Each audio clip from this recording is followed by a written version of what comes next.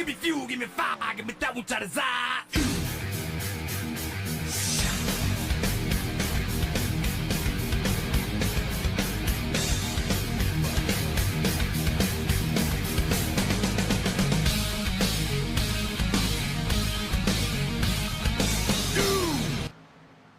All right, welcome back to Wind Tunnel TV. Tonight we've got the Kylou Glass Gen 4 series here on opening night. Can't believe it, we're already back up and running in the winter season. I'm Dean Doucette, he's Jared Carr. Jared, another good one on tap here tonight. Yeah, Dean, we're back already. I mean, not a lot of time to relish the championship that Michael Walker II grabbed just a couple weeks ago at this point. But Dean, they're back at it, and you know you got to be on your toes. We saw how tight the championship was this year or this past season. Sorry, I'm trying to keep up with everything going on, and you know I think there's a lot of contenders out here, some new faces here tonight, but a lot of old ones as well. Absolutely there is. I think we have a little problem with our title here. We'll get that fixed again. But yeah, I mean, last season, Jared, sorry if I stepping on you here, but last week Michael Walker, what do you expect to see this season from these guys? Well, I think last season, right, it was the first year for this car in this league. So there was a lot of learning, a lot of things that were going on. These guys were just kind of trying to get a feel for the vehicle at the tracks that they ran them out. A lot of 1.5 miles. And I think moving into this year, people will have a better idea. And we saw that as the season went on last year. Some drivers came to the front that didn't have a great start to the season. Some drivers that had a great start to the season. You know, Greg Ratliff comes to mind, had a great start to the season, but he kind of fell off as the year went on. And you kind of look at those kind of guys, and you're wondering, hey, what more can they get out of the car? And on the other side, you know, you look at some of these youngsters that are out here. Jason Ratliff probably was the most dominant car. He just missed too many races last season, Dean, and you wonder if he could keep up that momentum this year. Yeah, absolutely, right? That's always a big key in these series, is making these races. Of course, we've had a few changes in the point system this year, so some things like no incidents not going to be included. That might have an effect on some of these guys out here. We'll see how that all goes as we look around the track at some of these great drivers. Austin Kraus out here. You know, I don't think we have any, quote, newcomers, but we got some newer people here, Jared. Yeah, absolutely. And you look down through the list. I mean, we talked about it. I think, you know, we've seen Rachel Hunt in a few races. But, you know, Fred Thompson and Rick Thompson, I think they're more Xfinity guys. Now they're going to kind of come over here maybe and run some races. They might have ran some races last year, but they definitely were not full-time by any means. But you look at this list, I mean, we did not race this version of Charlotte last year. This is the upgraded version. We ran the legacy version last season. So you look at it, and West Pistol was the dominant car, or sorry, Austin Inman was the dominant car. He's not here tonight. But West Pistol won the race. He's not here tonight. So it's kind of open game to see where everybody's going to shake out in the opening race here tonight. Yeah, and I always love these cars, Jared, because, you know, we think about them, we talk about them. They're a little different, right? A little more fuel, a little more power. How are they going to handle this track? You know, we know you can run a little bit of high line, especially in one there, Jared. Yeah, this is a very difficult kind of sneak up on you 1.5 mile track. And I think we're going to see a lot of drivers move around. But the thing we saw last year is the drivers that moved around too early were burned late in the run. The setup just could not handle all the moving around as the run went on. All right, we're going to see how that plays out here tonight. Let's get into tonight's starting grid. And it's Troy Torgerson. I'm telling you, this man has been on a heater. It's unbelievable. And, of course, he won the opening race in the Xfinity Series here on Sunday. So he's back on the point, looking to keep his little streak alive. Chris Owens on the outside of row number one. Row 2 is going to feature Jason Spear and Tom Ashley. Michael Fleming will start 5th with Rachel Hunt in 6th. Row 4, you've got Claus Williams and Adam the Bulldog Newton. Michael Walker, your champion, will be starting in 9th with the Toad Man Todd Gilly on his outside. Robert Lepreme, as we've confirmed that name, that's Robert Lepreme in 11th, and Greg Ratliff in 12th. We look back further through the field, row 7, 13th and 14th, Tony Ratliff and Herb Ashley. Lance Ripka, a little bit of a slow qualifying effort tonight. It'll be interesting to watch him come through the field. Qualifies back there in row 8 with Ian Spear, and Rick Thompson, the final driver, to set a time in 17th. Rounding out your rest of your field here tonight, Jason Ratliff did not set a time. Ricky Williams, George Riccone, Fred Thompson, George Dibble, and Austin Krause. Daryl Spear is listed on the entries, but he is not in the server, so we will have 23 cars officially taking the green flag here. All right, good old Charlotte, everybody's favorite on tap here tonight. Who's going to win? Torgerson's got to be the early favorite the way he's been going, but he's going to have several challengers here this evening. And a couple of those challengers coming from deep in the field, it'll be interesting to watch them and see how they progress. We talked about Lance Ripka, Jason Ratliff, even Greg Ratliff, who had a pretty good race here on the legacy version of this track. So we'll see how all that changes here tonight with the updated Charlotte. All right, let's get her going. Torgerson and Owens lead them down to the green flag. Green flag. Good start by everybody. Oh, and a wall ball from Fleming that caused some chaos back there. Yeah, that's the 90 of Shane Fleming. He just got a little bit too much in the gas, and that car went around, almost went around, I should say. Crazy. Torgerson protecting the bottom. Owens looking up high here early. Lap 1. Looks like Torgerson gonna hold on to it. Torgerson doing a great job looking in that middle of the field. It's a gaggle back there. Herb Ashley loose through the dogleg, through the grass. Oh, no! Tony Ratliff. We got a big wreck back here. Ripka involved. 78 of Fred Lester is involved. And then a little bit of a secondary wreck there. George Riccone might have gotten a little damage as well. Rick Thompson involved as well. So early carnage here. Let's go have a look at it. It's going to happen in front of Thompson here. You see Ashley wobbling through the grass, back on the track. That's Tony Ratliff, Ripka, Thompson. Oh, and it looks like you're right. I'm not sure who that was up on the high side, but they got squeezed into the wall a little bit. Yeah, Fred Thompson got just not really got into George Riccone, but both drivers going for the same space to try to avoid the wreck and got into each other. But yeah, I said Fred Lester, but that is Rick Thompson, not Fred Lester. Apologies about that. All right, so unexpected here. The cars look very unstable, Jared. You're coming through that tri-oval portion, and it just unloaded there. Yeah, it did, and we've seen that last year at some of these dogleg type tracks, and I think you're probably going to see that this year too. And the thing is you just cannot completely full throttle the car with wheel into the car. That's the key, is you gotta keep the wheel, just let the angular momentum of the car kind of take you through that dogleg. Kind of reminds me of old Atlanta, Jared. I mean, I don't know if you were ever full throttle on that track. Not very easily, that's for sure. Yeah, and probably not very wisely either, because you're going to wear your stuff out. And I think we're going to see a lot of that tonight. If that's the condition here on lap 2, imagine on lap 40 what this is going to be like. We got a few pitters here. Rincon, Tony Ratliff, Rick Thompson, Lance Ripka, all on pit road. Herb Ashley all those drivers. I think all those drivers were involved in that wreck, if I'm not mistaken. I think most of these guys, I think they'll be fine. I didn't see a whole lot of damage. Maybe Tony Ratliff, the deck lid was pretty banged up on that car.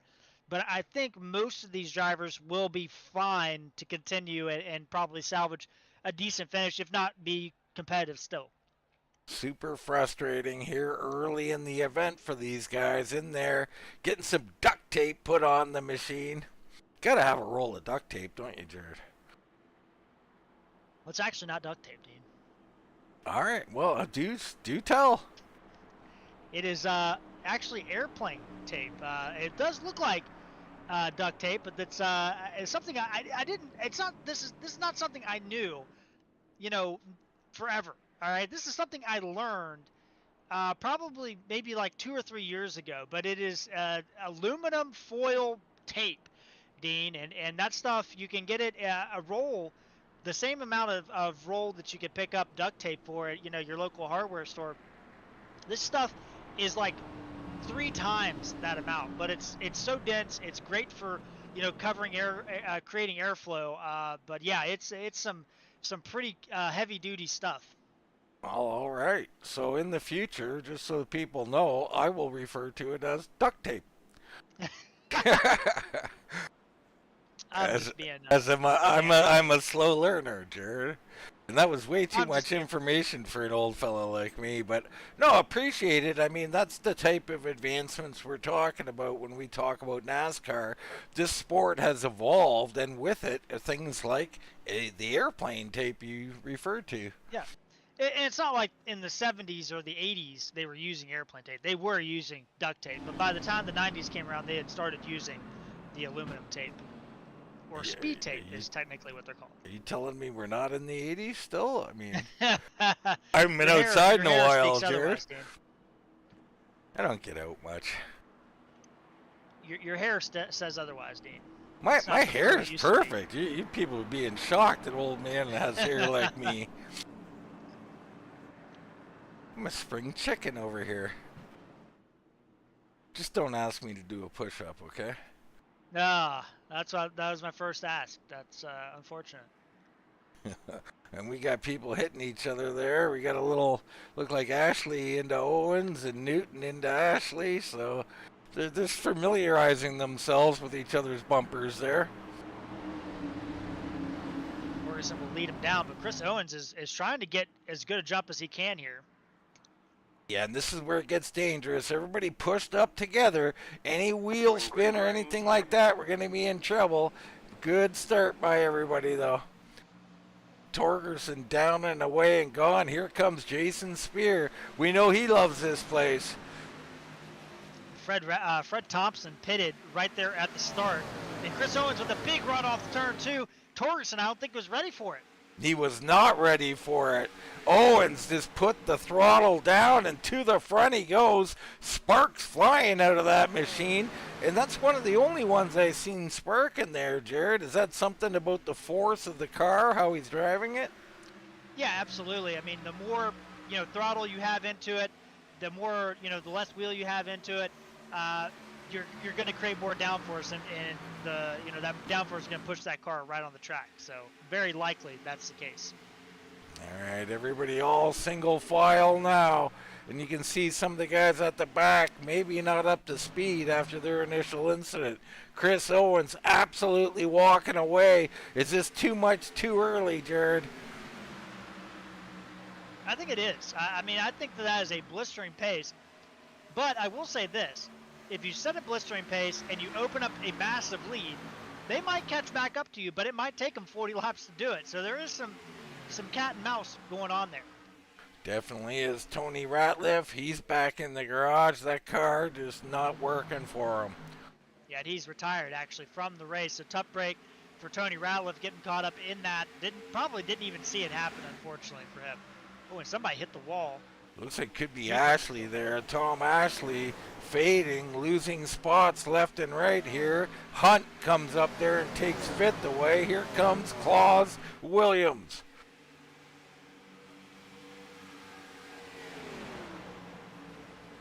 And don't look now, our champions, two of our championship contenders from last season, Jason Ratliff, Michael Walker. Jason Ratliff just got around Michael Walker on the track, so put Jason up to 12th, Michael Walker down to 13th. But Dean, we know from last year, Michael Walker very content to run around 13th or 14th the entire race, but when the pay window opens, he's usually in the top 5. Hard racing back here around 10th. Fleming. Greg Ratliff in 7th. You got Tom Ashley continuing to fade. He's down 5 now. Jason Ratliff, the rifleman, ripping the middle lane as the Toad Man gets loose on the apron. And George Racone, he is off the pace on the apron, Dean, but the hood was covering the windshield. I am surprised he could see to get that thing back on pit road. So hats off to George there. Yeah, heavy damage on that machine. Oh, somebody's loose there, right in front of Gilly. I can't tell the car number from I think that's Tom Ashley. It could be right in front of Jason Ratliff is Tom Ashley. Ian Spear just took a piece of the wall. This track is really, and Tom Ashley. Or no, that was not. Hemorrhaging spots. That was George Dibble, I believe. No, that was the 80. I'm still looking to see whose car that is. That's Fred Thompson. He's a lap down up there, so he's riding that high side, Jared. Chris Owens has already opened up a 2-second lead. And Dean, you know, Chris Owens is obviously very good, but there's some wily vets behind him. Torgerson, Spear, Newton, Hunt. I mean, this is a throwback for some of our Wind Tunnel TV viewers watching these 4 in the top 5. And you have to wonder, like, do those 4 know something that Chris Owens doesn't? Because these are some wily vets that are just kind of content with running where they're at. Yeah, this is a dangerous move. I tried this move the other night myself, Jared. Went into the old truck top split race there and opened up a nice big lead. You know, that did not last beyond lap 25, but fun while it lasted.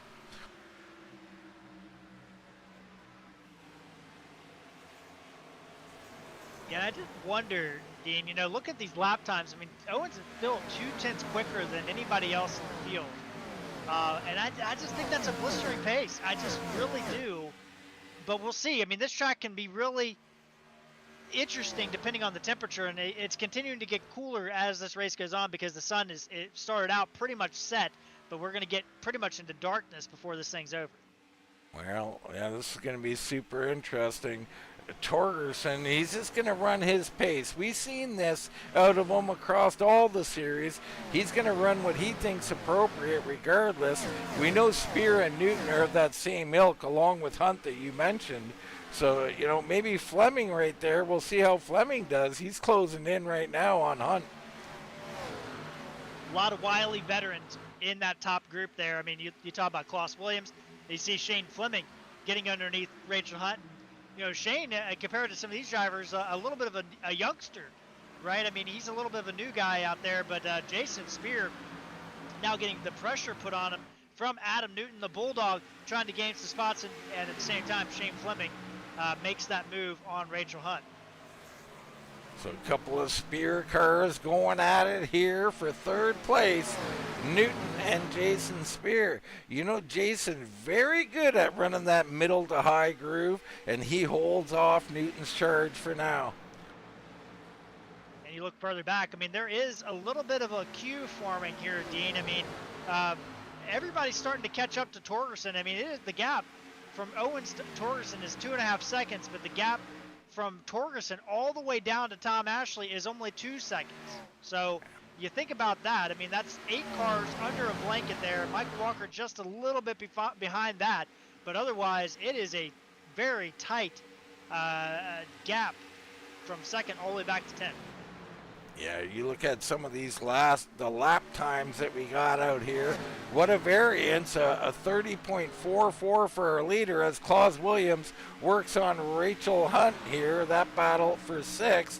But you go a little further down the line, depending on what lap you're looking at, you had guys like Jason Ratliff and others who were running close to what our leader was running. Fleming, one of those guys as well. So we got guys who are being timid and waiting for that car to come to them, and we got others that are setting a pace tonight, Jared. And Rachel Hunt got a little bit loose in the tri-oval. Klaus Williams is going to complete the move, and Rachel is going to let him have it. And now Greg Ratliff trying to make hay here as he's trying to get a good move here with Jason Ratliff barreling down as well. All right, so things are shaking up right now. People coming and people going. Chris Owens, he is not slowing down. He's opened up almost a 3-second lead on Torgerson. Spear right there in third, Newton fourth, Fleming now fifth, Williams, Greg Ratliff, Jason Ratliff, who's up 10 spots, by the way, and just tagged the wall, Jared. Yeah, and he has really got that car dialed in. Lap time wise, I mean, I don't know if he's really getting the full brunt of that car because he is picking his way through the field, but Ratliff up 10 spots, nobody else really close on the movement except George Dibble up 6, Newton up 4. So what a job that Jason Ratliff is doing here tonight as he is trying to mount a challenge, and maybe feels like that championship got away from him a little bit, Dean, last year and wants to redeem it. Yeah, absolutely. I mean, you know, he had other things going on, like having children and all of that. So, right, exactly. But, you know, you get back on the track now and you want your belt back, so to speak.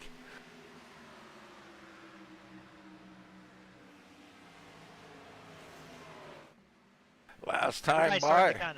Still Owens, Jared, fastest man on the track at this moment. Yeah, we're 22 laps in. I mean, we talk about this track being a little bit different than the old, you know, legacy Charlotte, right, that we ran. But you think about that race, Dean, and the lap time fall off from that race earlier this year was about a second and a half. So we haven't even reached that point yet in this race that I can. So I think that I don't think that we're going to get to a second and a half, 2 seconds in this race, to be honest. Well, we have reached one point in the race, Jared, and that is the Charlotte 18 laps. For those who have been around for a while, we used to have an exact lap. It was lap 18, and all the cars would begin to break loose off of 4 at that lap. It was a very strange little thing. It didn't seem to matter how you ran the machine, that would occur. There you go. So that's going back some ways, Jared. I mean, this is a different track config, or at least paved. So, you know, things are a little different now. But still, in that 18 to 25 lap range, that's when the cars are going to change. Right. And, you know, we think about the pit stops too, Dean. I mean, you know, this is, you know, clearly you would think you'd want to divide this thing up, pit on 45, and then pit again on 45. You can do 55 laps here at this track, or at least the legacy version. I would say it's probably going to be in that neighborhood. This track is a little bit quicker than the legacy track, or a little bit slower, I apologize, than the legacy track. This is an older quote-unquote pavement, plus they've done some refreshes with the physics and things like that on this version of the track. So, you know, it'd be interesting to see what the strategy is here tonight. Yeah, and the strategy already coming in as we see Owens starting to slow down. That last lap, not that bad. The one before, in the 31s, Jared. So the time is starting to come back a little bit. Torgerson right around 3 seconds back. But like I said, I've seen some guys, you know, that I've raced against that are really good. They are able to just put down really good pace at the beginning of the run, and they've opened up such a gap that by the time that the rest of the field starts to fall off, everybody falls off kind of to the same place at the same time, no matter what. And there's not much of a difference. You know, maybe a few hundredths, or maybe a tenth here and there. But really, you know, the fall off kind of is to get to the same point at the same time, no matter what. And I just wonder if that lead is almost insurmountable at this point for these drivers. Yeah, it may be, Jared. It very well may be. Let's go on board with Shane Fleming here. We'll see what's going on with his car. Shane diving off into turn 1. And right there, Dean, you see there's a couple things. We'll have to do another lap. I just got on board with Shane here. But, you know, you look at Shane down the straightaway. So here we go. He's going to wrap that car. He's going to point it right in the middle and get those lefts on the paint. You wrap that paint. There's so much grip on the paint at every track. And if you can wrap the paint, you're going to have a much better time than if you stay off the paint. So a very good job in 3 and 4, especially in 3 and 4 because the radius is much tighter. 1 and 2 right here. Running a little bit of a middle groove, but you see, look how much wheel he's got into that thing. He's trying to push that car down to the bottom, trying to diamond that car and hit the paint on the exit. And all that's doing is making that car develop and push loose. That's something we're going to have to watch as this run goes on for the 90, because he's putting an awful lot of wheel, in my opinion, into the car in turn 1 and 2. Yeah, I tend to agree, Jared. I mean, it looks pretty good. Just a little too much speed in the center is making him drift away from that line, and he's fighting the car back down there. If you get down on that bottom a little earlier and get on that paint like you talk about, you can hook that bottom. But the speed has to be right as well.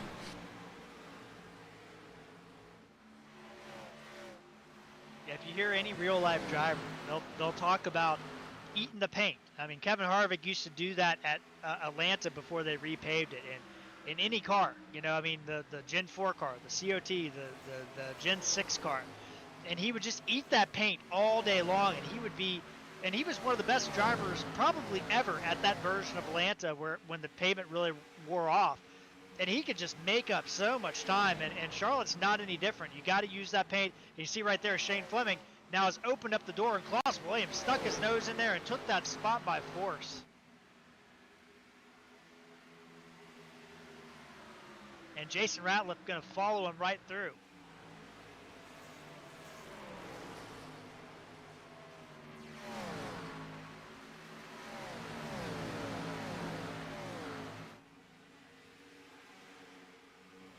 And I don't know if Dean's still here. My apologizes, Jared. A little phone call intermission there. My bad. But yeah. Anyway, a lot of passing. Jason Ratliff now trying to work on Klaus Williams. That car really coming up to speed now, doing 31 flats. That would put him the fastest man on the racetrack. No surprise there, as that machine's starting to come to life, and he's starting to eat just tons of time down on everybody else. Here he comes. He's coming on Jason Spear now.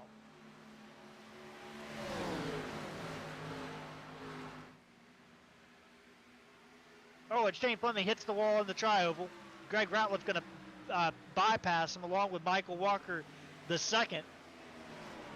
There goes Walker on by. I apologize for the interruption there. Life takes precedence sometimes. Good hard racing here.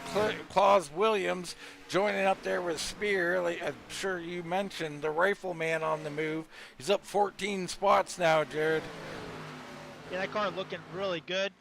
Did want to give it go out in the chat here. Doyle Lawrence out there, talking about the pit strategy, and Dean, he's wondering, is this going to be a one-stopper or a two-stopper? And looking at Legacy Charlotte, we kind of talked about this earlier. They were doing 55 laps. You'd have to make, Dean, by my math, 62 to 63 laps on fuel to make it a one-stopper. Or sorry, 67 laps on fuel to make it a one-stopper. So that's a lot to ask. It is. It definitely is. And you can tell right there, Jared used the abacus. Oh, and Spear almost into Klaus Williams. Chases the car up the track. I mean, he was 1 millimeter, that's Canadian, by the way, from hitting Klaus Williams. Yeah, Klaus, I think, backed down that corner way more than Spear anticipated, and also kind of cut down a little bit earlier than I think that Spear was anticipated. Good job by everybody there, but that's going to cost him a ton of time. And Dean, we always talk about the pay window opening and drivers, finding their way to the front. I mean, we talked about Jason Ratliff, but Michael Walker, who had dropped all the way back to 13th at one point in this race, he is up to 7th now, Dean, and he is starting to motor through the field. Yeah, and I mean, he's a very patient driver, right? Michael Walker, this is what we come to expect from him. He is your champion. He is moving through the field right now as he works on Jason Spear. And he's got those lefts down there, at least during that lap. So he clears them. He's up to 6th now. So, you got Newton, Jason Ratliff, Michael Walker starting to move up the standings. And Michael Walker won the championship by a couple points last season, right? I mean, it was very tight. But, yes, there was bonus points for incidents, right? I mean, no incidents, you get 3 bonus points. But honestly, a lot of the drivers in the top 5 in points got those, or top 5 in the race, got those points. So those are kind of like negligible, right, in the terms of the championship. Michael Walker did not win a single race, but he also did not finish outside the top 10 except one time at Talladega and finished 11th.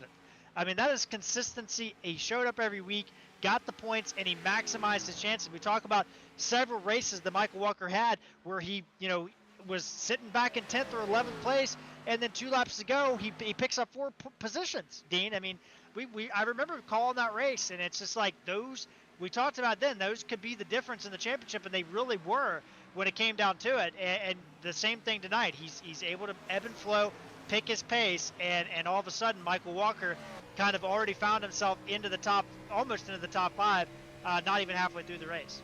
As we jump on board with Michael Walker, the closer, as you've named him. And we just see here, he's got the left out a little bit, trying to get a little air on that spoiler. And it's pretty solid there. And what the first thing that's evident, Jared, is the wheel is a lot quieter. I mean, a little corrections to the right, but as far as how far he's steering to the left, just a little less than what we've seen when we were watching Shane Fleming. Yeah, and I think that's experience, right? I mean, Shane Fleming, relatively new, to the car compared to Michael Walker. Shane didn't run a full season last year. I think Shane's got a lot of talent. I mean, we've seen him in the Xfinity car and have some really good runs when I covered that series. When I still watch, I see a lot of good things about Shane, and that's just going to come with time. Michael Walker's already gotten that time and kind of figured out his rhythm with these cars. Yeah, no doubt about that. That's how you become champion. Another guy looking good tonight. You got Torgerson in second and Newton, the Bulldog, in third place. The two, he shows up when he shows up out here, and when he does, he comes to race, Jared. He's looking like himself tonight in third, dreaming of a victory here tonight. Absolutely, and it's crazy to think about it, but we started to talk about, I want to kind of go back to the front a little bit here, and we talked about like Chris Owens always falling off. Oh no, what's going to happen here? Well, Chris Owens has been able to, the pace has flattened out. Everybody's running 3s and 4s except for Jason Ratliff, who is a little bit further back. He is running 1s and 2s. So everybody really inside the top 10 except for Jason Ratliff running the same lap times, and really you're gonna be hard pressed to catch Chris Owens running the same lap times he's running. Yeah, amazing job tonight by Chris Owens. You look at that car, I think he's screaming for sponsorship too. So anybody out there looking for a good car to put your logos on, your company on, reach out to Chris Owens. Absolutely. I mean, and Chris, had missed some races himself and had to go out and win at Homestead the final race to even have a shot at the title, and he did that. He dominated the race, but just still didn't have enough in the tank to get it done. But last time we were at Legacy Charlotte, he got involved in a wreck early on, and it took out him and took out a couple other drivers 6 laps into the race. We didn't really get to see what Chris Owens had for this type of track, and we're showing here tonight that he's got speed is what he has. And he's got pit. Rachel Hunt came in. Owens comes in from the lead here on lap 45. So scheduled stops begin. George Dibble on pit road. He's actually coming off of pit road already. Here comes Spear and Greg Ratliff. Oh my. And we saw this at Homestead, our season finale of the last season, Dean, where he pitted from the lead early on, and it honestly, I think it kind of shocked some of the drivers, and they started, changing their strategy. And here comes Torgerson and Adam Newton right now, Dean. They have to cover him off. Torgerson really loose on entry. My goodness. Aggressive stops. Walker in behind him. Here comes Ripka and the Toad Man as well. So pit stops definitely going on. Jason Ratliff staying out on the track. How long should he stay out, Jared? I mean, I think that he's in a different world because his lap times were still quicker than Chris Owens when Chris Owens pitted, right? I mean, his fall off, he hadn't reached that fall off point yet. So I think that, he's got an opportunity to kind of make some time on the backside. I wouldn't stay out past lap 50, though, if I'm Jason Ratliff, because you don't want to hemorrhage that time. But right now, he's still 210. He's still running 31.3s, which is what Owens was running when he pitted. So if you can gain some time, on the backside of the pit stop, I think this is going to pay off for Jason Ratliff and maybe close that gap up a little bit. As far as pit stops go, Owens, Torgerson, Newton, fairly even. Owens going to come out about 5 seconds ahead of Troy Torgerson. Yeah, only the top 4 haven't pitted. That's Jason Ratliff, Klaus Williams, Tom Ashley, Ricky Williams. Rick Thompson pits. He was a lap down already after that incident, so he's on pit road. And when is Ricky Williams going to get a timely caution, Jared? We've been waiting for it for, a year now. He'll always stay out long. One of these days, a caution's going to hit the track. Well, I think it did hit once, and unfortunately, I think that he got caught up in a wreck. But there was a race, Dean, at Vegas earlier this year where he did get with the caution. He finished in 6th place. So, I think sometimes he rolled the dice at Las Vegas, in fact. Well, you never cease to amaze me with your memory, Jared. Very impressive.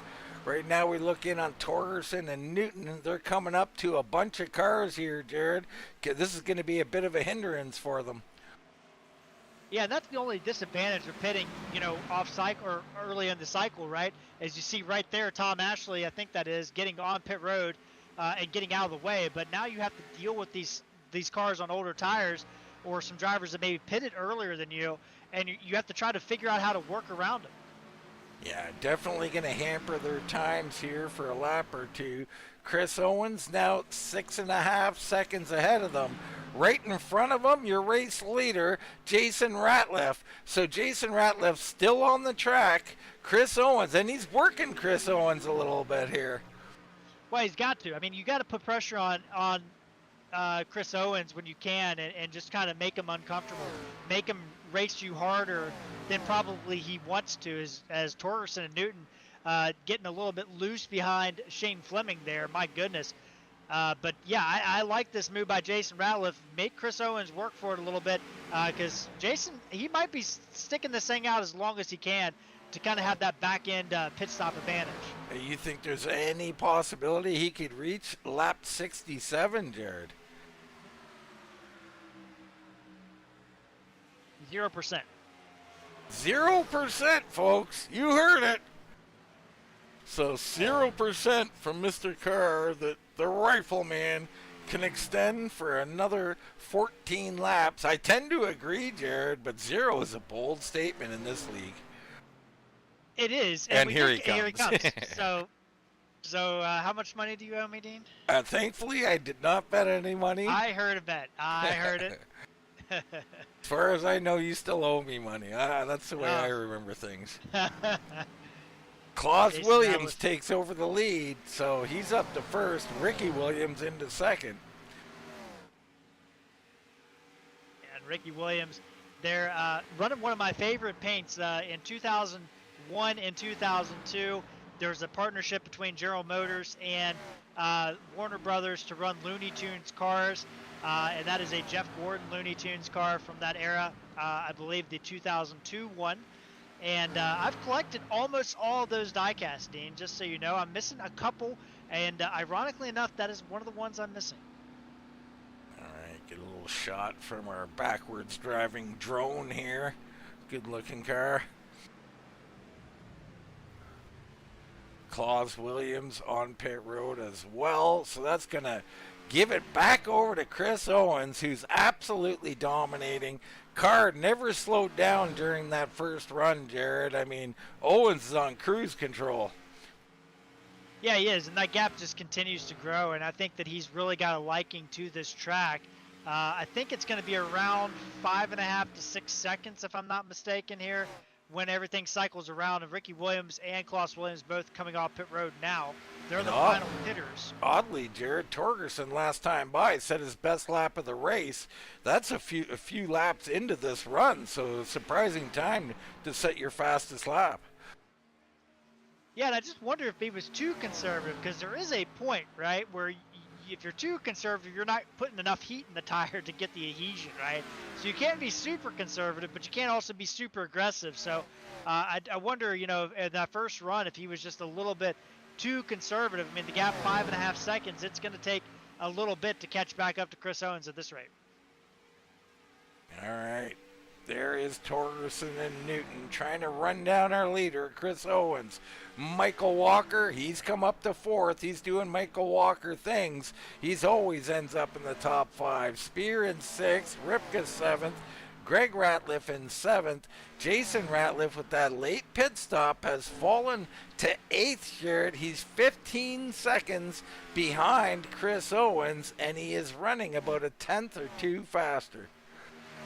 Yeah, it'll be interesting to see how this shakes out with him. And then you look at the rest of the top 10, Todd Gilly 9th, and then Tom Ashley floating into 10th currently. But Klaus Williams on fresher tires just a little bit behind him. We did not have anybody speed on pit road out of the 17 drivers remaining in our event. So shout out to the drivers getting on pit road safely.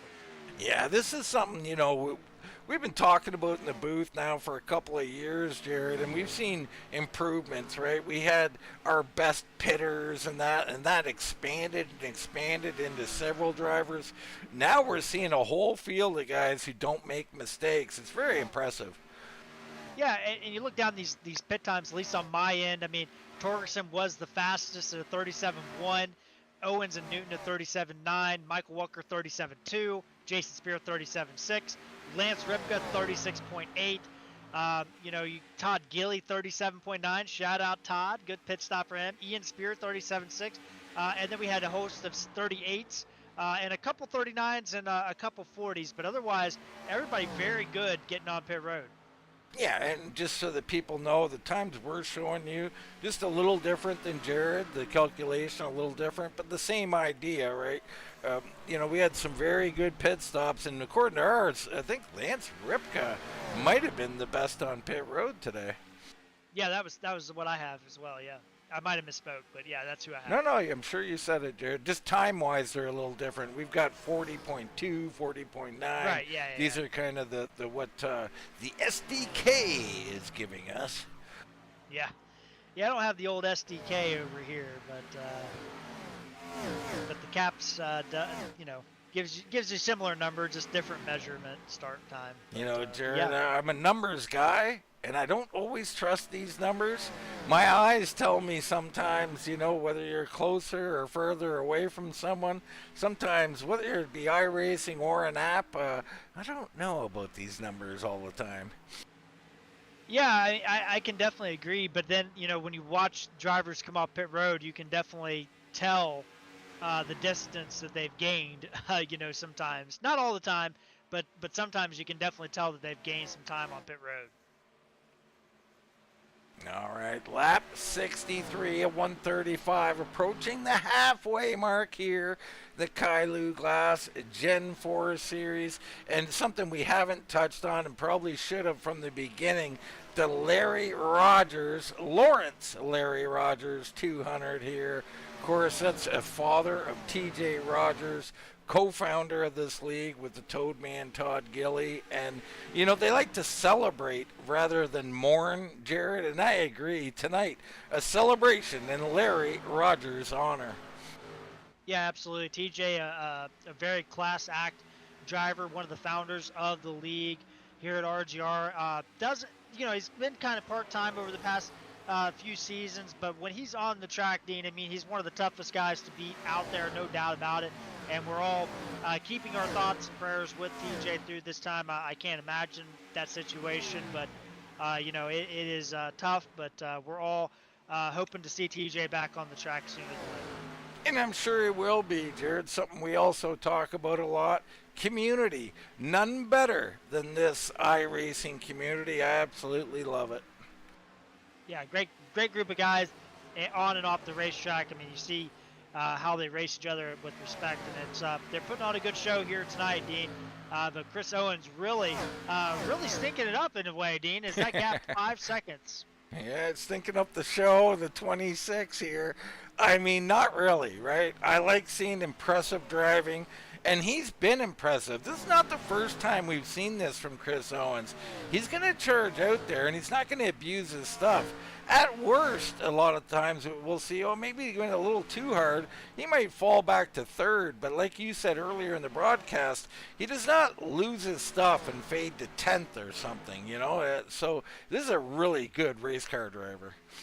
Absolutely, and another one is Jason Ratliff, who has now found himself back into the top 5. Just got around Jason Spear, and he's going to try to hunt down Michael Walker here in just a little bit. But the other thing that's impressive is Adam Newton and Troy Torsen have basically been mapping each other's lap times and are still right, nose to tail right on the racetrack. I mean, the battle in this race is going to be for some podium positions. I think there's 3 drivers for 4 spots, maybe four drivers for 2 spots, but it's going to be tight for those last 2 podium positions unless Chris Owens makes a mistake. George Dibble sitting on pit road. He might have called it an evening. Down there munching on some French fries, word in the pits. Yeah, do you remember back in the day, Dean, when Burger King and McDonald's used to have the French fry competition? I don't know if they did that up in Canada land, but they did down here. Good old Canada land. Yeah, I'm not familiar with the French fry competition. I mean, if it's who can dip it into a milkshake and eat it, I mean, that might be a competition. That's Wendy's. Wendy's wins that one any day of the week, right? The Frosty, I mean, Frosty and French fry? I mean, come on. Yeah. You need a spoon to drink it. I mean, that's something else. Yeah, but like, where else are you gonna get that? Yeah, I don't know. You know, I mean, I'm a big Frosty fan. Right. Okay. Well, I just thought I heard some Frosty slander and just. No. I mean, if you want to go hardcore, now when I was younger, the order was to go to Harvey's, 4 hamburgers, 2 fries, 2 milkshakes. Yeah, I mean, I don't disagree with that. And that's just for me, Jared, to be clear. Oh, okay. That's a 16-year-old Dean. I put it back, not a pound gained. Yeah, I mean, that's what happens when you're out there playing football and all that stuff. You know it. Always out there in the dirt doing something. Greg Ratliff getting around Shane Fleming, sorry. So Greg Ratliff in 8th, Fleming a lap down right now. And that's the difference, isn't it, Jared? We've seen Fleming match Owen's speed early in the first run. The difference is that wheel input, you know, Owen's much less, the tires hang on much longer. Yeah, and Owens has done a really great job at managing his car. And like I said, Shane had a lot of positives. I don't want Shane to look back at this broadcast and be like, no. Man, you know, they're hating on us and hating on me. But absolutely not. I think Shane's got a lot of talent. He's just, you know, you got to refine a few things, and that's every driver in the field. Let me expand a little bit, Jared. The one thing I would say you can't coach necessarily is speed. So I would rather have a driver like Shane who's got the speed. I can teach him how to calm the wheel down and calm the inputs down to get that tire wear better. But to teach someone to go faster is really difficult.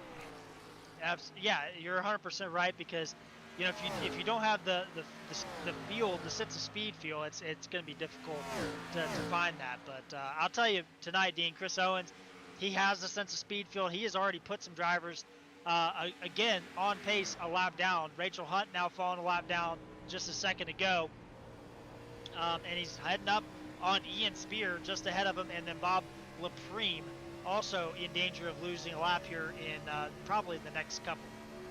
Now we hop on board with the rifleman Jason Ratliff as he works underneath a Michael Walker here. This is going to be for 4th position, Jared. And what I'm noticing, he's 9.6 seconds back Owens. He started this run 15 seconds back.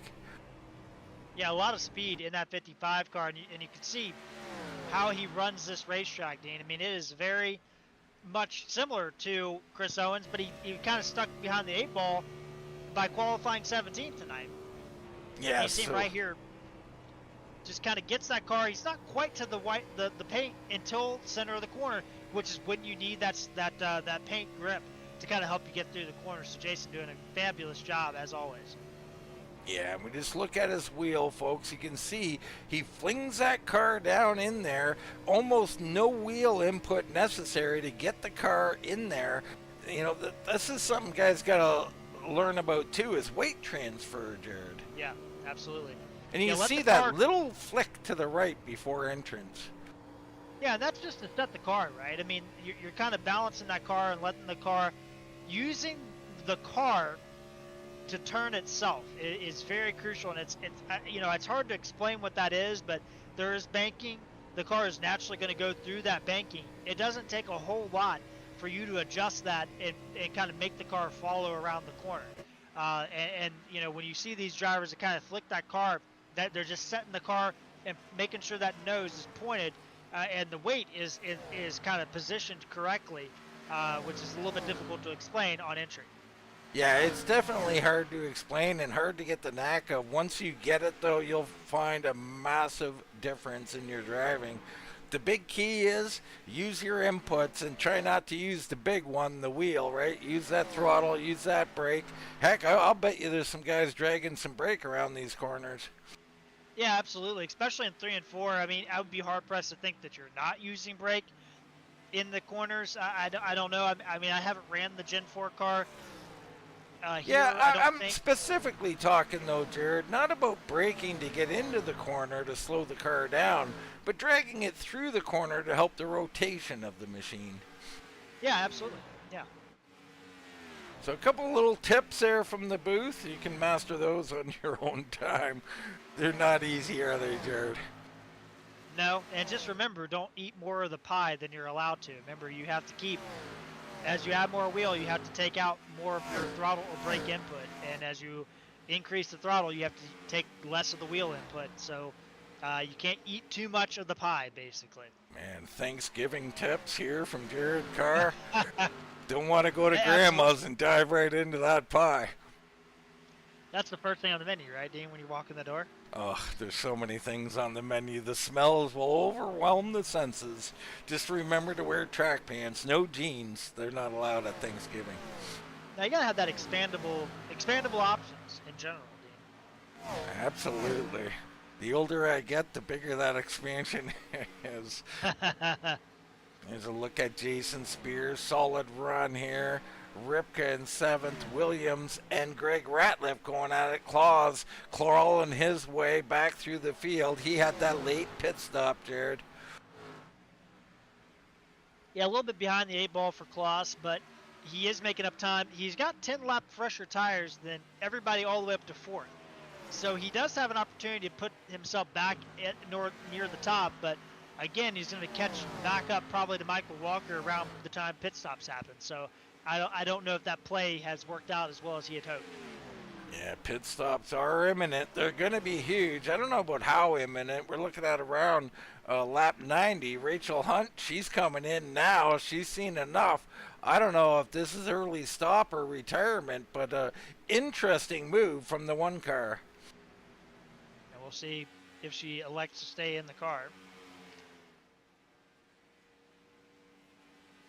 There's Chris Owens, solid as a rock, a 6-second lead to Torgerson in 2nd. Newton this run, he's hung on to Torgerson, but a little more of a gap between them than there was. Jason Ratliff, the rifleman, he's on his way. Now only a second and a half behind these guys, so he's coming in a hurry. Yeah, absolutely. And we think about, this season or last season as it transponds into this season. And Jason Ratliff was our best driver in terms of the 1.5 milers. It wasn't even close. I mean, led the most laps at the 1.5 milers at the Speedway. And he's in. I guess you could say. He's in. Wow, that's a really early stop. So this is very interesting because he went long and now he's pitting early. I don't know about this, Dean. Well, he went from 15 seconds back down to about 7.5 back on Owens. Now he's short pitting. Wow, I love it. I mean, let's try it. I mean, that is in the range, right? I mean, we can do, last time the 55 laps was at Legacy Charlotte. Tonight, the longest anybody went was 54. So the window is technically open. They can make it from here. And you've talked about that, Dean. Get on pit road as soon as the window opens. That might be what Jason Ratliff's doing here.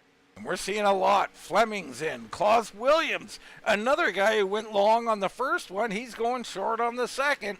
Interesting strategies. What does Owens do? Owens going to stick to his plan, Jared. He pitted on lap 45. I would bet money he's coming in on lap 90.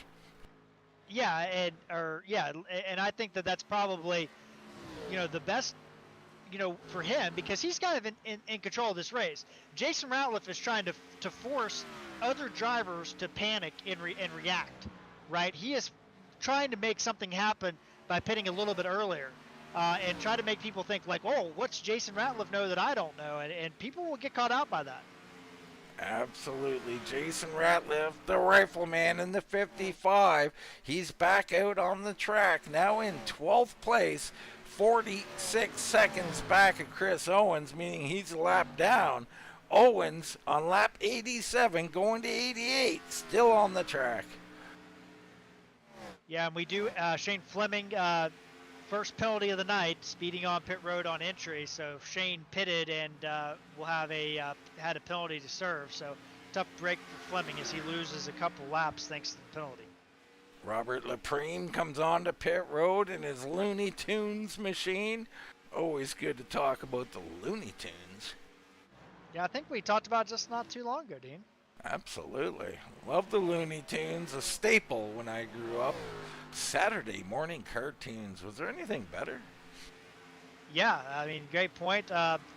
That one is not that might be a paint scheme that is a custom made one, because I don't recognize that one, but I do love that paint. It is very cool.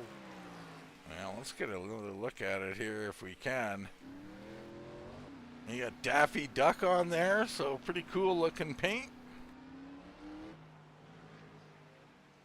Michael Walker on pit road right now, so our champ takes it in on lap 89. Chris Owens on lap 89. Let's go on board with our leader here. And he's going to blow by pit road. We'll stay with him for a lap, Jared. Yeah, it's hard to believe we haven't really been on board with him yet. I mean, just a lot of action here tonight at Charlotte. And you take a look at Chris Owens down to the corner, and you see he's kind of running that mid-diamond, right? And he's trying to point this car and get straight on exit, but a little bit more wheel than I was anticipating center off from Chris Owens this late in the run. I don't know if he's battling a loose condition there, but going into 3, look how straight he enters. And then he adds that wheel, but listen to the car. No throttle input there in the middle of the corner. That's what I'm talking about, by eating the pie. Off the corner, gets that car straight down the front straightaway, and he does have a little bit of an offset, at least on my side, maybe as a graphical thing, where it's off a little bit to the right. Which is kind of influencing that. You see right there, gets on that paint, and that car, you see how it jumped around, Dean. That's because there's so much grip on that, on the left side tires, and the right sides are like, whoa, what's going on here? Absolutely. Love the line he's doing. He is putting a lot of wheel in it here. And here he comes, gearing down. You heard that gear down. He's got to cover these guys off a little bit, but this is around when we expected him on lap 90. Torgerson's in as well. So Torgerson was in. Newton takes the lead. The Bulldog out here gonna lead a lap. Jason Spear will stay out in second. It's Ripka in third. Then you got the Toad Man. He's coming in right now. And there is Jason Ratliff. He is moving on up. Yeah, this is gonna be really interesting to see if that undercut will pay off. Like, I like the undercut if you can handle being slow at the beginning of the run. You cannot abuse the tires, and I tell people all the time, you can pit when you want to, but you got to manage those tires a little bit differently depending on when you pit. Here's Owens, and here comes Ratliff. Jason Ratliff takes the lead away. I mean, the presumptive lead after the cycle. So that short pit has gained Jason Ratliff a ton. He's almost got a straightaway on Chris Owens. Yeah, and he's also, but the other problem, Dean, we talk about it, he's also got 8-lap older tires. So the key is he's got to fall off to the same point as Chris Owens sooner than later. So that's going to be a tough task. So hopefully he hasn't ran those tires down too hard here on this run. Yeah, I mean, it's just good to at least give yourself some hope, right? And that's what he's done. He's took a risk. Rick Thompson wrecking through the triangle, holds on to it. Holy cow, he's still holding on to it. And he's back on the apron here, back on the track, back on the apron. He's not sure what he's doing right at the moment, Jared. I think maybe he hit the wall, and that car may have knocked the steering out of him. Yeah, it doesn't look like it's running right, and he's going to wobble his way down off the track, trying to keep it off the track, and he'll head down to pit road here. So Rick Thompson, just not his night tonight. Yeah, looking at this right now, we do have Ripka and we do have Ricky Williams.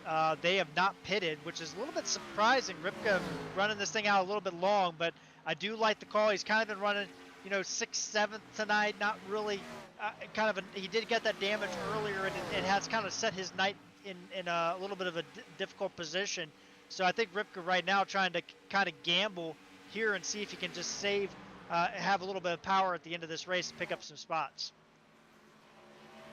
All right, the other battle, the Rifleman to Chris Owens. That time coming down dramatically as Chris Owens, you can see there, he actually underneath the paint that time. So he is closing in a hurry here. He's about 7/10 faster than the Rifleman. Yeah, and again, you know, he is gaining a lot, but you've got to remember that Ratliff, if that fall off happens at the same point, which it's going to be difficult, but Jason Ratliff is running slower lap times than I think he really should be running, or not should be, sorry. He's running slower lap times than we have been running at this point in the run. So I think that he is doing all he can to kind of hope that fall off kind of equals out, because it's only 6/10 right now slower. So I think that Ratliff might have a little cat up the sleeve here. Yeah, he might. I don't know if you want to put a cat up the sleeve, Jared, but he's he's got one. You know, I have no idea where I just pulled that out of. I don't think a trick up the sleeve, but we're doing cats up the sleeve here. Yeah, I mean, it's new. We like it. Let's have cats up the sleeve. Michael Walker here trying to hold off Torgerson. This battle for 5th currently could be a battle for 3rd, and likely is. So Walker, another guy who kind of short pitted here, got himself some track position. And this is Ripka's in. Yeah, Ripka's in, so that's going to turn it over to Ricky Williams. He'll get those bonus points that might help him out here in the season. Yeah, Chris Owens doing everything he can. He just pushed his way right there underneath that lap car. I think that was Fred Thompson.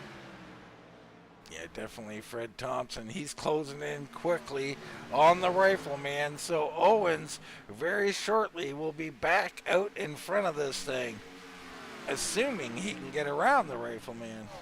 Well, I think Jason Ratliff, what he wants to do is he's got to force Chris Owens to pass him on the low side. Oh no, and he wrecked him. They're both wrecking. Owens hurt. So is Ratliff. Owens comes through. He's not that hurt. Jason Ratliff also saved it, but we're under caution. This is going to shake things up, and Ricky Williams gets his caution. Oh my goodness, Ricky Williams got. Dean, you know, I'm watching this replay. I don't think Chris Owens touched him. I think Jason Ratliff got loose, and then Chris Owens tried to stay off of him. And that, I think Ratliff. I think Chris Owens pulled up on him so quick and took the air off the spoiler, got Jason Ratliff super loose in the middle of that corner, and Chris Owens just did everything he could to not hit him. Yeah, no doubt about it. The closer he got, the more that car yawed out on the Rifleman. Owens, not a lot he could do. He sends him around. We're under caution here. Unbelievable stuff here on lap 101. Oh, boy. And Ricky Williams is going to be your presumptive leader, and boy, that is a great feeling if you're Ricky Williams. You've tried to play this long game a few times and try to get a caution. You had one at Vegas, but a lot of the time it hasn't worked out. But you know, he's very happy about that, because I think Ricky's got some talent, and he's shown he can stay up at the front of this field when he's given the chance, but he just kind of starts behind the 8-ball. Jared, in secondary news, Chris Owens has disappeared from the server as far as I can tell. He's disconnected. He's gone. Wow. And here we go, pitting. That's weird, because I don't think he had hardly any damage on that car. I'm not sure. I don't understand. Yeah, I don't know what's happened there. We got another thing happening in the contact here on pit road. All kinds of mayhem. I found what happened, Dean, and it's not pretty. with Chris Owens and Jason Ratliff. And I'll Uh-oh. let you find that, and that's going to be something to talk about for sure. Well, let's go back then, and we'll have a little look at it. So here we're going to see the wreck. There's the wreck. That's not of Chris Owens' fault, in my opinion. Now, maybe he could have braked a little more to stay off him. I don't know, but we'll stay with it here. And so on lap 100 on the back straightaway. So it's going to be a ways here.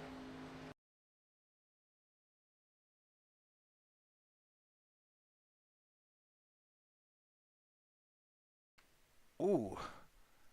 So unaware of what's going on here, we're going to go to Chris Owens, and as he comes by, we go to quarter speed here, and it looks like Ratliff turns down the track. I don't know. It wasn't super aggressive, but he got a piece of Owens, a pretty big piece. I think if you watch this from Chris Owens' chase camera, it looks in cockpit. It looks bad in my opinion, and I will stick to that opinion. It looks like Ratliff slowed very far down. He was at the back of the pack, Dean, and then all of a sudden he just kind of slows very far down, and Chris Owens is trying to catch up and just nowhere to go. I mean, I just don't like that at all. I'm sorry.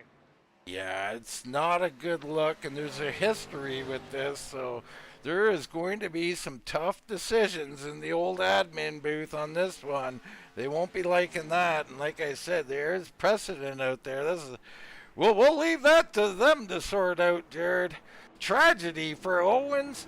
The Rifleman will now be in fourth. Our new leader, Lance Buckshot Rivka. Not sure what happened with Ricky Williams. He come out third for some reason, Jared. Yeah, there's a lot going on that pit stop, but I'm not seeing any slow stop from Ricky Williams. So well, there was mayhem on pit road as well, Jared. Lots of cars bumping into each other, cars slowing down. There was some weird oddities on that pit stop all around. Well, I'll get an update as we come to green here. All right. Ripka Torgerson on the outside. Ricky Williams with Jason Ratliff on his outside. Walker and Greg Ratliff in row 3. Let's go racing. Green flag, green flag.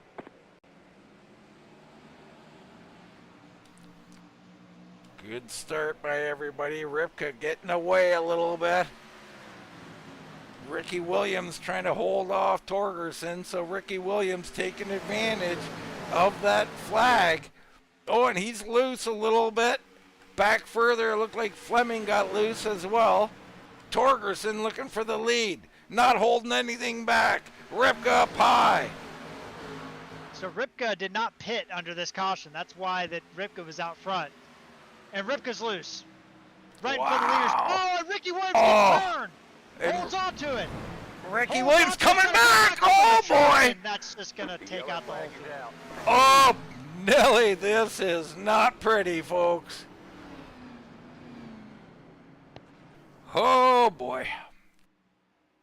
Things are going from bad to worse. My goodness.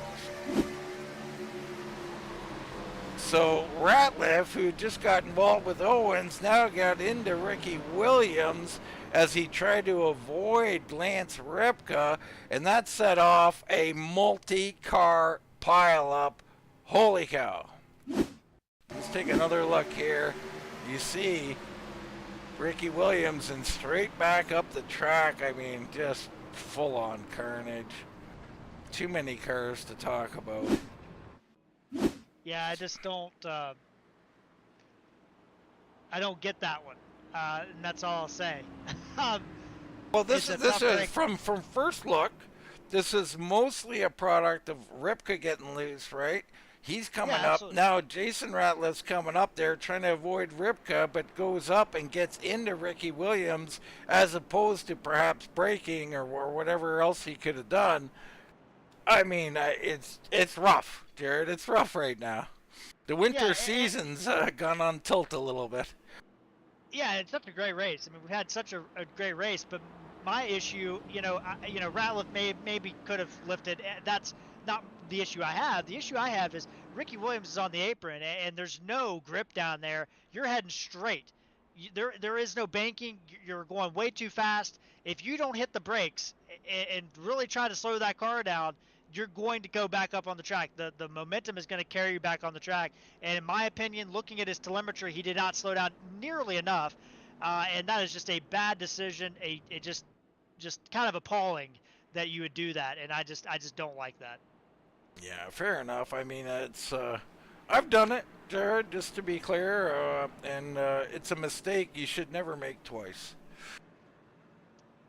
Yeah, and I'm not saying it's easy to hold on to it, but he already was loose and he was heading down the track, right? And in my opinion, you got to try to salvage everybody else's race. And I know he's trying to slow down as much as he could. I do understand that. I'm not trying to dump on Ricky. It's hard.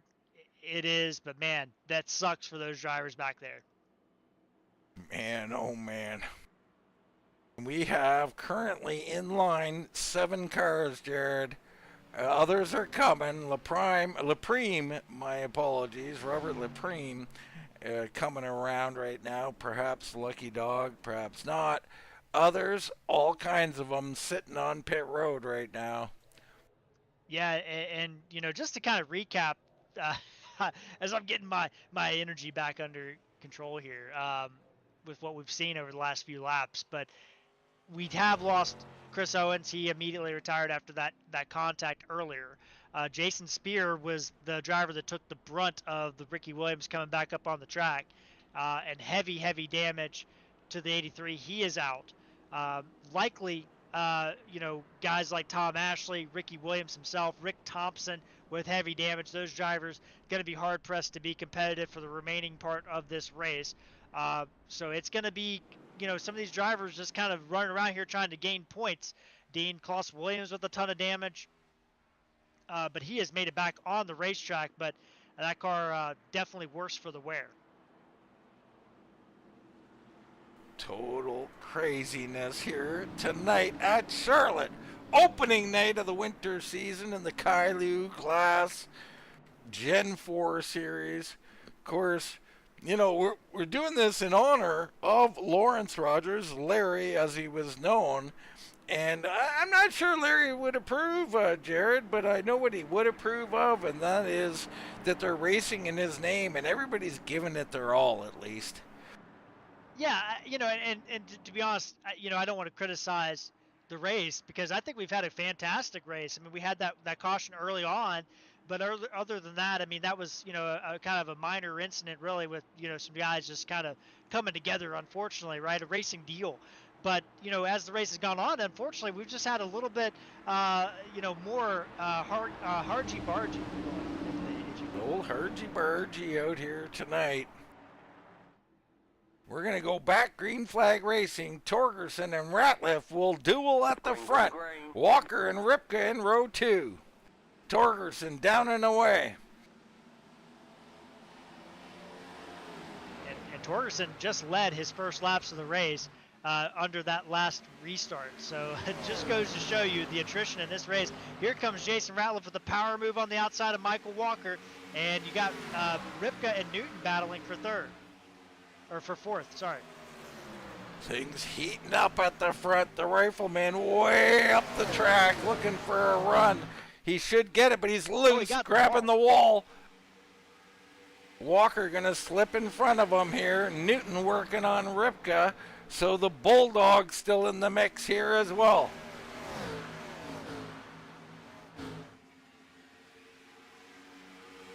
Newton trying to clear Ripka, but we have really lost the field here, Dean. And we only got about 7 competitive cars on the track right now.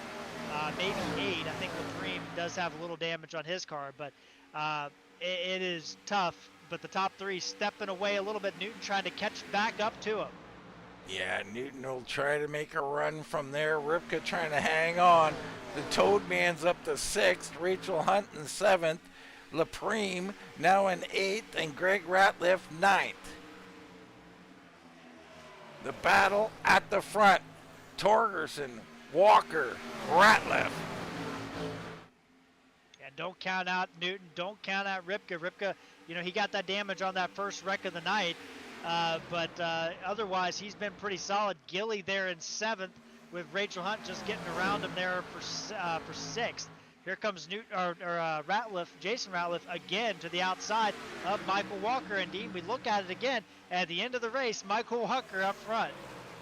Yeah, Walker, the closer, as he named him, doing his thing, but he can't hold off the rifleman. Jason Ratliff doing everything he can to win this race here tonight. Chad is very active tonight as well, Jared. Yeah, Doyle Lawrence out there. I mean, we've been talking back and forth, and you know, I think we share a lot of the same opinions about it. But you know, got Jason Spear out there as well. He was just in the wreck as well, voicing his opinion. Yeah, I'm sure they're not the best opinions. I haven't had a chance to read them, Jared, but I know if you're not sharing them, they're probably not worthy or not able to be repeated on the air. A lot of anger will be in these cars here tonight. Meetings will be had, I'm sure. Yeah, absolutely. Did want to shout out Doyle, first responder, works in the ER, said he's going to be working on Thanksgiving, so he won't get to enjoy any pie. So I can't share that comment for sure.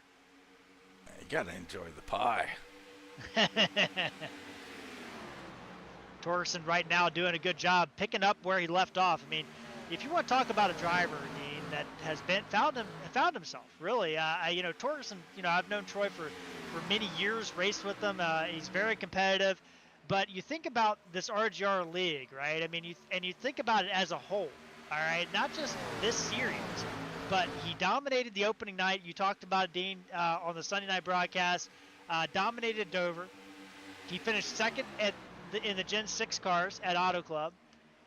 He went for it at Homestead, but ran out of gas in the finale of the Gen 4 car, trying to win a title. He's in the wall. And he got in the wall. And Ratliff's going to make a big move here. And then before that, he had won at Gen 4 in Kansas. So, I mean, he has been on a roll over the last few weeks in the RGR League as a whole, and he battles back on the outside and holds off Ratliff for now. Yeah, great move. And he has, Jared, and you spoke about knowing him a long time. I've known him a long time. This is a top-notch driver, and we were almost dumbfounded that, you know, he wasn't winning more. He wasn't up at the front as often as we had thought. And then all of a sudden, you know, everything came back to him, and here he is doing what he does and riding at the front almost every night now. Adam Newton with a big move through 3 and 4, getting underneath Michael Walker. So the 22 machine under fire here late. Maybe everybody else is figuring out the closing moves on Michael Walker, but it's still a long way to go. 17 laps still in the to be left to be written. Yeah, battle for first, battle for third, battle for fifth as Hunt rolls up on Ripka. Ripka's done a nice job. He did get that aero damage on the front end of that car, I'm sure, from the contact he had on lap 5 earlier. And Michael Walker hits the wall of turn 4. Newton's going to slide underneath of him. Yeah, that's going to give that spot momentarily to the 2. Adam the Bulldog Newton. Ratliff wraps up high, looking for a big run on Torgerson. Torgerson protects the bottom here, so he'll give the high side to the 55. And Newton only raced a handful of races in this series last year. Dean, only 4 or 5 total races, but every time he did, I mean, he finished in and around the top 10. He had 1 podium at Homestead in 3rd position, but Adam Newton, very solid driver. He can still find himself in the mix for the win tonight. Absolutely. That's someone we got to get out here racing full time instead of the picking tracks to race. It would be great to see the Bulldog run for a championship. Of course, I believe he has a couple of truck championships under his belt. Yeah, Adam Newton looks like he does have a couple of trophies in the RGR League for sure. Yeah, and that possibly coming back. I think it's down to the trucks and the ARCA car for Thursday night as Torgerson clips the apron there but makes it work. Let that car rotate a little bit. And if I'm Torgerson, I don't want to let Ratliff get to my outside because he can hold you down. And the key is right here. See, he rolls up in the middle, and it's going to take the air off the nose, and that's the key. But Ratliff able to battle through it. I was kind of surprised there that Ratliff was able to do that. And Torgerson, I think he's in a bad position now because Ratliff can just kind of hold him down now. Yeah, Ratliff really putting the pressure on Torgerson. Jason Ratliff on the high side, trying to keep it off the wall. He will. He's got position. New race leader, the Rifleman. I don't think it's over yet, but Adam Newton catching up. Michael Walker starting to reel him back in as we got about 7 cars under or 4 cars under a blanket, a little bit of a space, and then another set of 4 cars. They're battling it out for the back half of the top 5.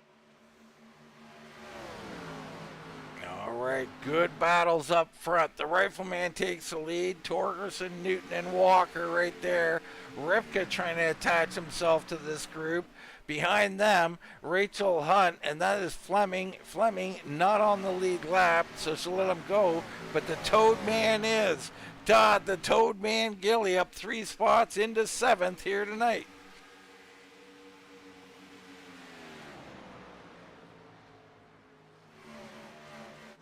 The driver's doing a great job right now. Right now. Emphasis on right now. Jason Ratliff, he's looking strong. Torgerson close about a car length there on entry. Can he hold on to it? So Torgerson not being left behind, Jared. No, he's not. And we had Edward Kane chime in. I know it's sarcastic here, but it's funny. He said, enough of Troy. He beat the brakes off of us on Sunday. Yeah, that he did. No doubt about it. He's been on fire lately. But these top 4, I mean, these guys are all racers, Dean. I mean, and Ripka too, and everybody. There's a lot of racers in this league. I don't want to just include these guys, but these guys are racers. And man, right now it could be anybody's race here in the top 4, in my opinion. I think Ripka's just a little bit too far back to make something happen. But I could flip a coin, and one of these guys could win this race. That's how tight it is between these 4. All right, so Torgerson trying desperately to get back to Jason Ratliff. Clean air is king, and Ratliff, one of the best, so he's going to be hard to catch. Newton and Walker, they're still tied together for 3rd and 4th. You see Walker climb up the track. He's looking for a run here, Jared. He's getting a little bit of speed. I'm looking at the lap times. Everybody up in this group running about the same. Walker was the 2nd fastest. Ratliff was the fastest. But, you know, the difference is negligible in all these drivers right now. Tough sledding. And how about, sorry, Dean, how about Todd Gilly putting the buckshot under pressure for 5th position? Todd Gilly, have yourself a night. That's actually Shane Fleming going under him right now. I am so sorry. I am so sorry. But the Toad Man is having a night, Jared. He's right there. He's within striking distance still. Yeah, from a distance, those paints kind of look similar from the angle I had, so I kind of glanced and I thought that was Gilly. But nonetheless, he's not too far back. Yeah, it reminds me of an old marathon I ran once, Jared. We come down to the line, and some guy started running beside me, and the whole crowd and everything was cheering, and I kept waving at him. He's not in the race, and I was slowing down because I was tired. Anyway, that's a story for another night. I love it. Things are starting to space out just a little bit. Torgerson's car not able to hook that bottom as nearly as well as it was earlier in this run. And, you know, let's look at the lap times here, Dean, at the line. So we got Jason Ratliff at 9.79, Torgerson at 31.1, Newton at 31 flat, and Michael Walker at 31 flat. Basically identical times between 3rd and 4th on my screen. Torgerson a little bit slower, about almost a tenth slower right there, Dean, than those 2 drivers catching him. I think the battle right now is going to be for 2nd and 3rd on this podium here. Yeah, and I think what you're witnessing is, you know, we got a bunch of long-run drivers, okay? Torgerson, Newton, and Walker, along with Ripka. I mean, these guys are really good on the long run. Jason Ratliff, he can do whatever he wants to do. He can go short run, he can go long run. So I think it's a little bit of an advantage to him here on a little shorter run. Yeah, absolutely. And not to mention he started behind the 8 ball, didn't qualify tonight, started 18th. So he had to work his way up through the field. So he's up 17 spots on the night. And you talk about Lance Ripka, he's up 10 spots on the night. Newton and Walker up 5 spots. Ricky Williams inside the top 10 now, even with that damage, up 9 spots there as well. There's Walker climbing up the track. Him and Newton closing in on Torgerson as the laps wind down here on opening night in the Kylou Glass Gen 4 series here with RGR Racing. The winter series has kicked off, and it is kicked up the hornet's nest too, Jared. Yeah, I think there's definitely going to be some unhappy drivers at the end of this thing. I think there's some drivers that are probably like, well, you know, my race is kind of boring. So it's gone both ways, I'm sure, for some of these guys out here tonight. Good battle going on for third. Walker winding it up, trying to close in on the Bulldog.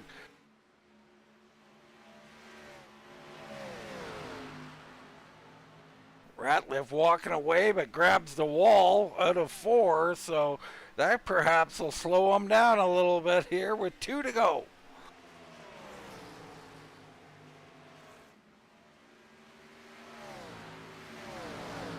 Walker winds her up one more time, looking for the run. He'll come down, looking for the bottom on Newton. Can the closer do it again?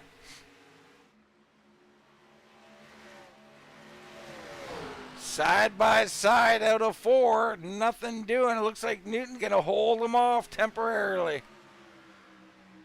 Boy, Newton Walker got a little bit arrow underneath of him and got a little bit tight. Newton trying to do everything he can, but running that middle, it doesn't let Walker kind of pull up there underneath of him here with 2 to go. Jason Ratliff on the final lap, down through 3.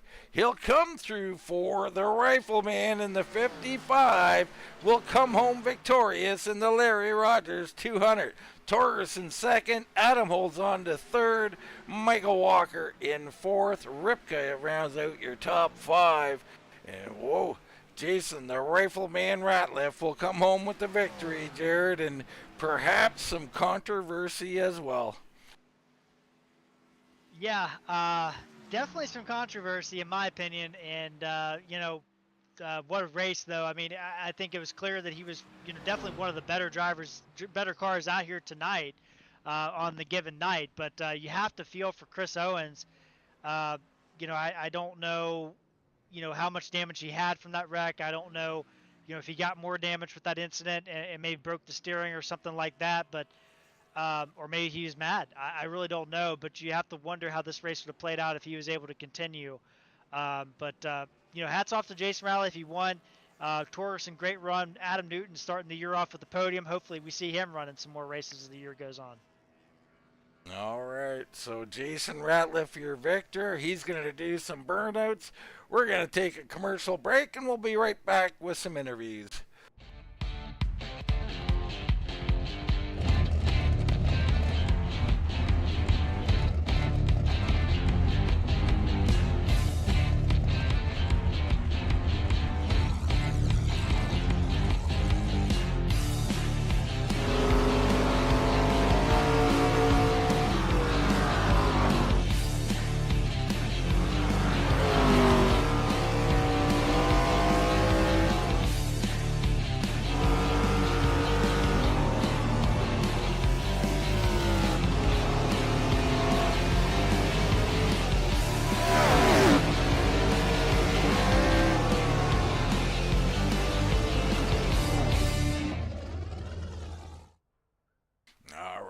Back here for the Larry Rogers 200, Lawrence, if you will. You know, what a show they put on tonight, Jared. If it's one thing up in the booth, you know, a little calamity gives us a little excitement up here. Yeah, absolutely. And I want to shout out some drivers, Dean, that had really good runs. And maybe they got them because of the attrition, but at the end of the night, you'll take a finish. I mean, how about Todd Gilly coming home sixth, was closing on Lance Ripka at the end. Maybe I prematurely jinxed that one, but he definitely had a great run, sixth position. Rachel Hunt, seventh. Bob Lapreme, eighth position. That's his first top 10 in this series, going back to last year. And then Ricky Williams holding on for a top 10 despite all that damage, Dean. And you have to also on the other side flip around and look at guys like Jason Spear being in the wrong place at the wrong time. Chris Owens with that incident, having bad nights that otherwise might have turned out good had other things happened in the race. Yeah, lots of good and bad to look at here tonight. Quite an event we've had. Let's get into some race interviews as we're going to bring in a familiar voice. That's Adam, the Bulldog Newton, finishing third here tonight. Congratulations, Adam. Thank you, Dean. So a little bit of a tough race here tonight, but you persevered. You pick up 5 spots as you go. What was the key here tonight, Adam? Luck, because it sure wasn't with patience with tire wear, because I didn't have any. Didn't matter how I drove the car, it just um, nothing worked. So Yeah, and that was interesting, wasn't it, Adam? I mean, you see Chris Owens get out there and get to this big lead. You had to be thinking, heck, he's going to come back to me, isn't he? yeah, originally that's what Troy and I both were thinking, and it just never happened. And the way this car drove tonight was completely different than what I drove 2 weeks ago, and the air bubble with the more fuel was more pronounced tonight. It made it extremely hard to pass. It really did, and we seen that at the end there. You're battling with Michael Walker. He's trying to take third away from you, and really just very tough to do, isn't it, Adam? Yeah, because everything I tried to do to gain on Troy, I was taking air off Mike, and you're not doing it intentionally. It's just uh, the weight balancing in this car right now with the full fuel load. Uh, it really affected it. You seen that caution come out, Adam. You had to be licking your chops a little bit, thinking, "My goodness, that's we got ourselves a new opportunity." Yeah, but even on that, it was just a little bit hard to complete the pass, and you know, I had to get that little bit of damage, and I think Troy got a little bit of damage too. And it is what it is, but good finish. Yeah, it certainly was. Well, great night seeing you in here, Adam, and running in the top three. Congratulations on that, and we'll turn the mic over to you, man. Anybody want to shout out? Yeah, thank all the SMS guys, Troy, Spear, Spear 1, 2, 3, and Darren and our other teammates. Think Alive Church, East Coast Web Printers, and everybody else that makes this happen. And thank you, Dean, for another wonderful broadcast, and Jared as well. All right, Jared, that's the Bulldog, Adam Newton, with a third place finish. It sounded like he forgot me, right? I just want to point that out. A little bit, a little bit. Yeah, okay. I was just making sure. Yeah, I'm down here on pit road. Not forgotten by Troy Torres, I hope. Great run tonight, Troy, with second place. Thanks, Jared. Yeah, I had to let the 55 card tonight so I could talk to you instead of Dean tonight. Oh, there you go. Well, I appreciate Well, now it, you get the love. My goodness. No, I've been talking to Dean a little bit, so I'm just kidding. No, Jason had a great car. Well, let's talk about it. I mean, we toward the end of the race, we were kind of talking about the run you've been on. I mean, you dominated Sunday night. You had a really good run to end the season, the Gen 4 car. Are you just kind of finding your stride at the right time now now you're into a new season with a clean slate. I mean, the momentum's on your side, Troy. Yeah, we talked about momentum a little bit the other night. Yeah, it definitely carries and carries until I do something stupid to screw it up. But man, yeah, we've been on a pretty good streak lately. It feels real good.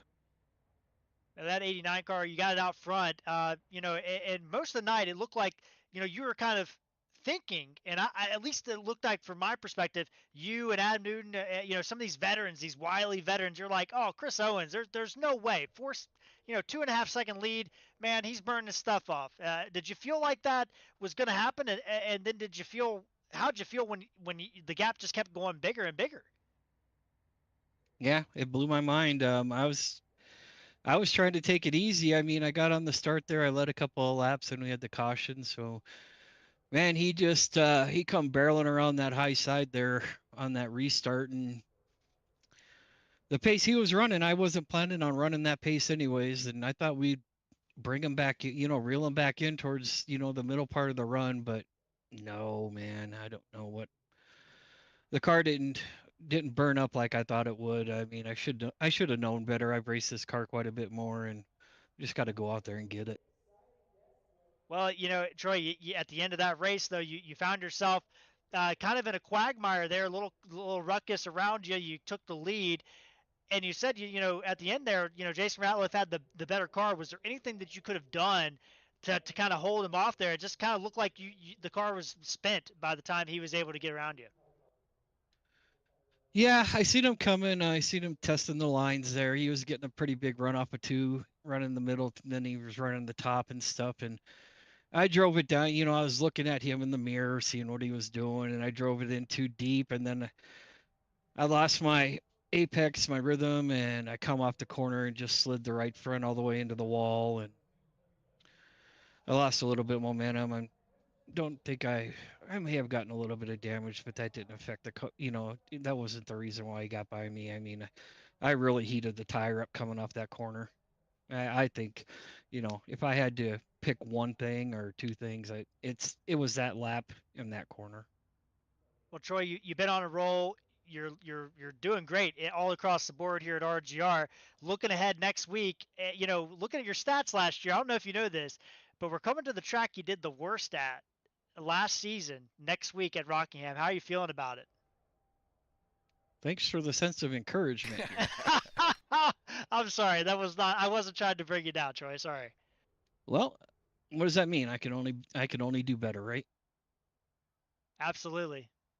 But great race here What is tonight, it? man. What track is it? Rockingham. Sorry, I thought you heard that. Oh, all right. Well, Time to prove yourself, Troy. We'll see what we can do, man. These high-powered cars on that track, man, that ought to be a lot of fun. Absolutely. Well, Troy, you put on a great show tonight. Congratulations on your second place and the run you've been on here tonight. I'm going to turn the mic over to you and let you have the last word on your race here this evening. Thanks a lot, Jared. Yeah, thanks to Wind Tunnel TV, man. You guys do a great job. I'm gonna pop out of the car and get back to the garage and watch the race here. And I gotta thank Doyle for the paints. The great looking car that's out there week in and week out in all my divisions. He does a wonderful job. Raven Graphics. Gotta thank all of our sponsors. We got Kylou Glass for this series, and then Alive Church and East Coast Web Printers for the Thursday night. Couldn't be broadcasted, let the world see us week in and week out without them guys. I got to thank Team Spear. Yeah, we've been rolling, man, the whole team. I think Adam had a good shot. Let's see here, Jason. Yeah, he ended up with a rough night, but yeah, we've been running great as a team.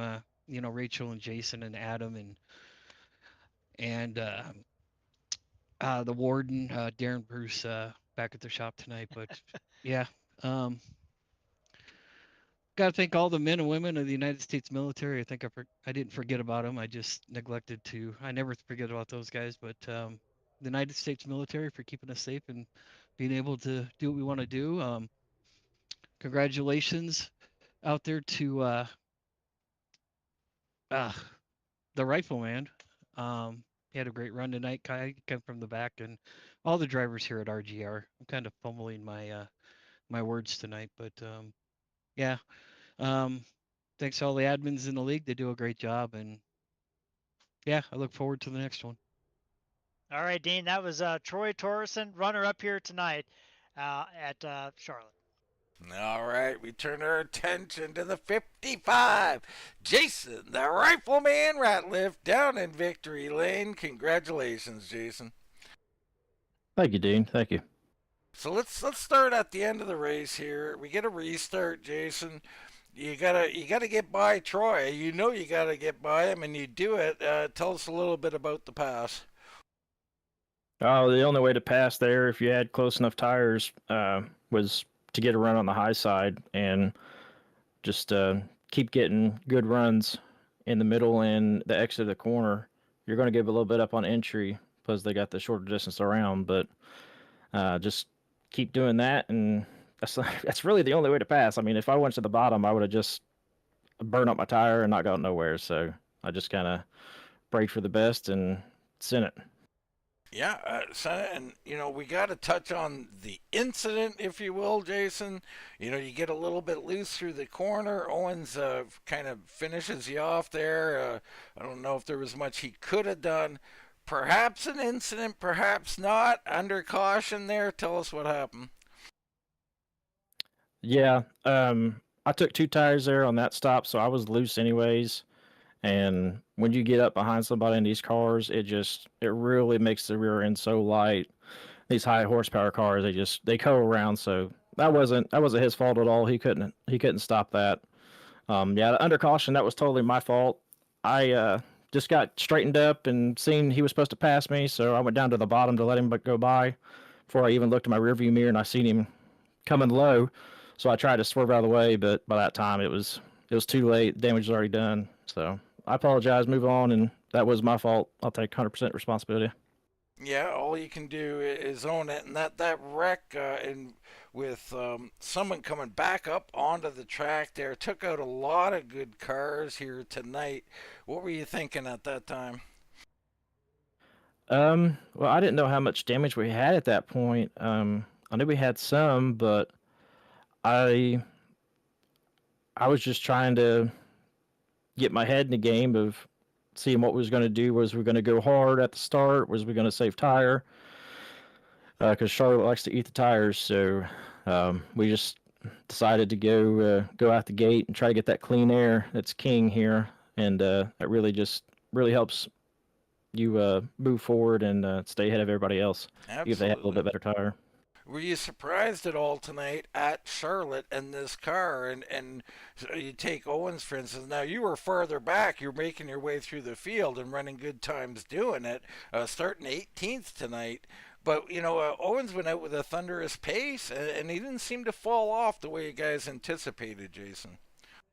Yeah, I was one of those too. I was looking at his lap times, and it wasn't until three-quarters into the run really that got some clean air, and I was running faster lap times than him. So by that time, I mean, he was 8 seconds up the road or whatever. So yeah, he done a phenomenal job out front, being consistent and setting good pace and keeping the tires on the is hard here, and done a good job.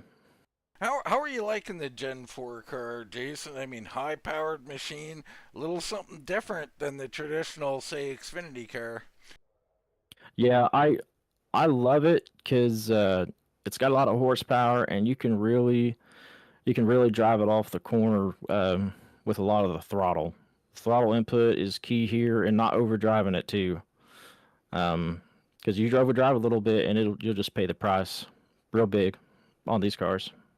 Well, you're off to a great start here in the winter season, perhaps searching for another championship. Can't wait to see what you'll do at Rockingham. Congratulations on this victory. We'll turn it over to you, brother.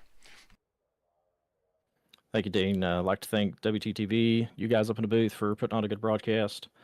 I'd like to thank Live Church for Sunday night series, and prayers go out to Mike Brown on his recovery, and Kylou Glass for tonight's series, and Jason Brantley and East Coast Rep Printing for Thursdays, and all my team at United Motorsports. All the admins behind the scene do a lot of work, getting everything squared away so we can all come out here and enjoy the race. And I'd like to thank every member here that comes out and races good, hard, clean racing. That's kind of what we're all here for. And hopefully see you guys next time. All right, Jared, race winner Jason Ratliff down in Victory Lane. Absolutely, and what a job by Jason tonight. I don't want anything to take away from the job he did coming from the back. Incidents happened, and when he explained it, my first reaction, Dean, to that incident on the back straightaway was, it did look intentional. And as he explained it, I can definitely understand where his brain was, right? I mean, you're like, oh, he's coming, but you may not know exactly where he's at on the track. So you're like, well, if I just go down to the apron, I'll be good. And maybe the closing rate was a little bit more than he anticipated. So, hats off to Jason for apologizing for that, Dean. But what a race we had tonight. And then next week we move on to Rockingham, a track where we had such a great race last time we were there. It was a lot of guys were sweating at the end of that thing, and who dominated was Michael Walker the second, and it'll be interesting to see if he can find one step higher on the podium next week at Rockingham, as many other drivers are going to be chasing him down. Yeah, I mean, the cream rises to the top. Michael Walker, your champion, he slides into fourth place tonight. Jason Ratliff, one of the best, he gets the victory. So things heating up. Rockingham's going to be a good one. Make sure you tune in for that. But for myself, Dean Doucette, for Mr. Jared Carr, that's going to wrap it up here from Charlotte Motor Speedway. We'll see you right here next